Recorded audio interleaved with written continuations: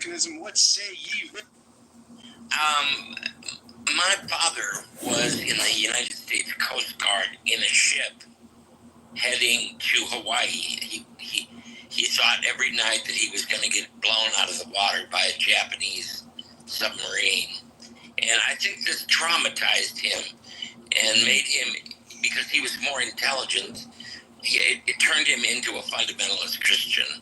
He became basically addicted to letting life be determined by the Bible. And I don't think had he not been traumatized by that he would have gone that route. But, and I think it's true of many people that the memory or the existence of trauma in their life moves them into a religious mode. So I think it's true, but not everybody. Thank you, Ellie.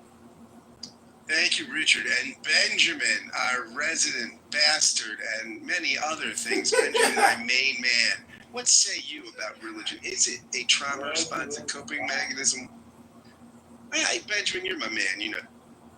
I know it. I like the name. I like the way it rolls off the tongue.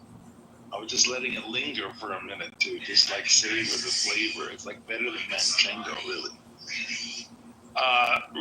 Religion is a cope, man. Religion is a cope for people who haven't grown up. They haven't cut their mother's apron strings. I hate to describe people facing the years they're going to spend in adult care as having never grown up. But if you've not cut the apron strings with the religion of your mother, by the time you enter senior care, it's a shame, because being an adult is an amazing experience, and you can't be an adult if you're still hanging on to your mother's apron strings. So you got to cut those ties. You just got to grow the fuck up. And some people are just preternaturally disposed to being children all their life, and they can't get over that. So I don't know that there's any solution for people who can't grow up. I think we just have to love them and give them diapers emotionally and intellectually until they need diapers again. But it's a crutch. And it's a shame that in the United States, where people don't really need religion, people still can't seem to walk on their own 2 feet.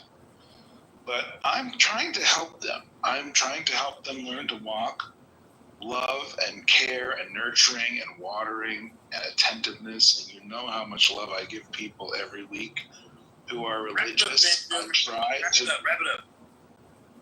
I try to nurture them back to full health in my own special way. And it is difficult. People are deeply addicted to their childhood fantasies. Benjamin, I don't know that you're helping anybody else's mental health, but thank you for all your efforts at being. I try those. The thing is that I am trying. All right. Well, thank you, Benjamin. You're the man. Shapeshifter, what are your thoughts? Religion, coping mechanism? Yeah. Not my thoughts. I have to give all credit to this guy, Harari, that wrote Sapiens.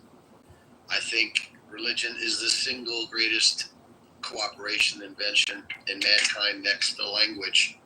I really do. And I'll just read a quick quote from his book. You could never convince a monkey to give you a banana by promising him limitless bananas after death in monkey heaven. Say what you will about religion.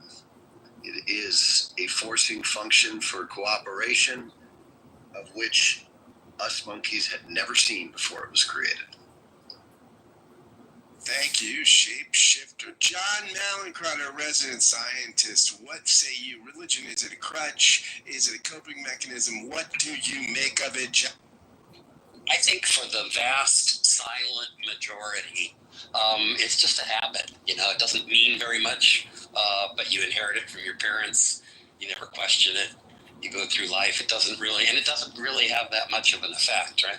The people it has an effect on, and that I think often go on to do, as Shifter was alluding to kind of illustrate the dangers of religion, are the ones who have had some kind of a trauma, who adopt it.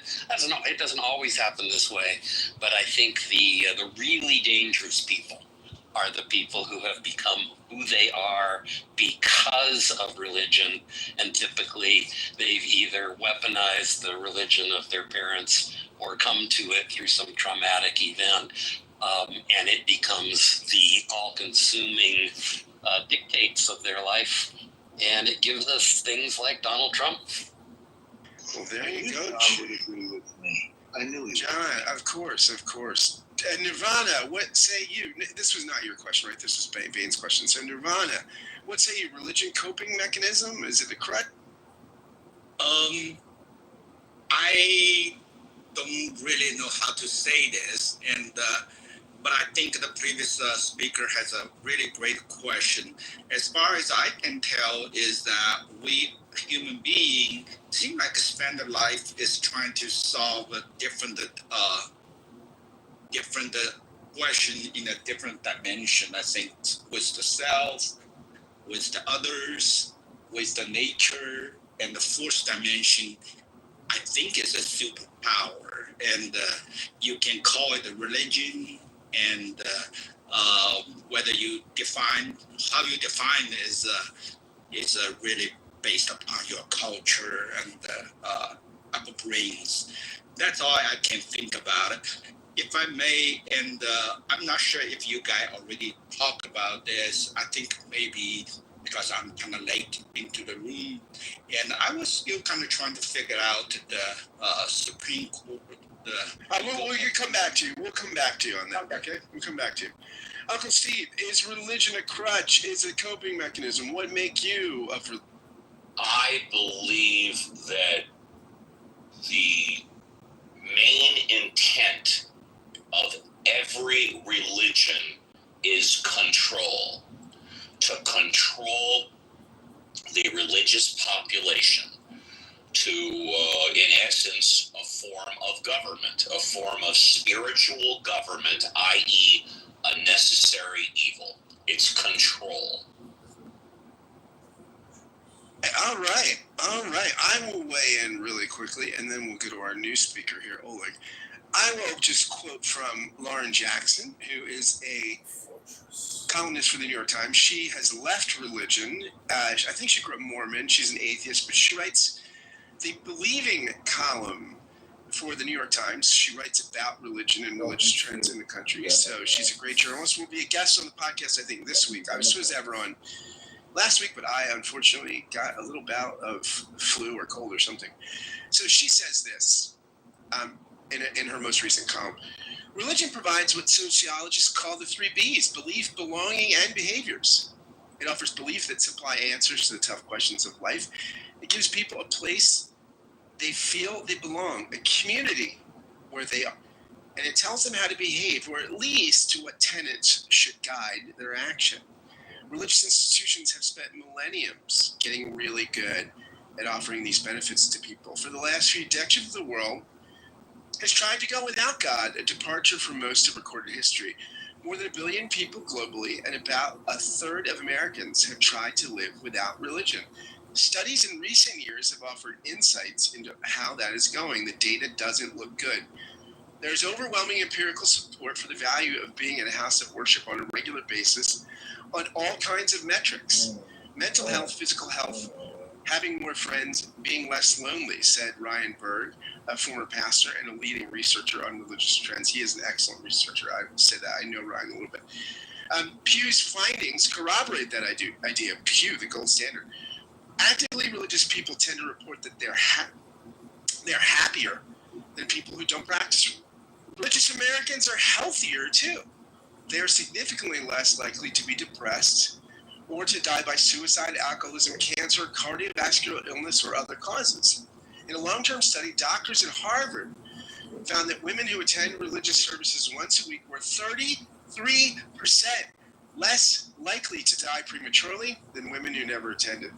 That's because, said Tyler J. Vanderweel, an author of the Harvard study, they had higher levels of social support, better health behaviors, and greater optimism about the future. Religiously affiliated Americans are more likely to feel gratitude by 23 percentage points, spiritual peace by 27 points, and a deep sense of connection with humanity by 15 points. Regularly than people without a religious affiliation, researchers found this year. The latter is particularly important. Positive relationships